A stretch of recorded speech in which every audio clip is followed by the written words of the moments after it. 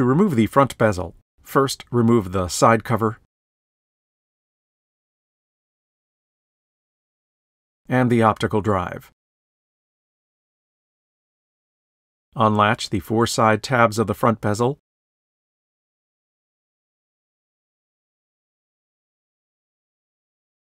and rotate the bezel partially away from the PC. The power button connector will prevent full removal of the front bezel. Detach the power button connector to fully remove the front bezel from the unit. If you are replacing the front bezel itself, remove the power button board from the bezel and reserve. To install a new front bezel, install the reserved power button board onto the front bezel. The front bezel has 4 hooked tabs on the right side and 4 tabs with cutouts on the left side,